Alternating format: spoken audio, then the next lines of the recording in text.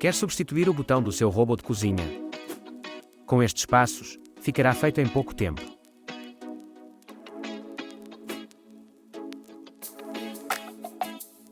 O que é necessário? Uma spudger e um novo botão rotativo. Passo 1. Remova o botão rotativo antigo, coloque cuidadosamente o spudger atrás do botão e faça a alavanca para soltá-lo. Depois, remova completamente o botão. Passo 2. Coloque o novo botão rotativo, coloque o novo botão no lugar do antigo.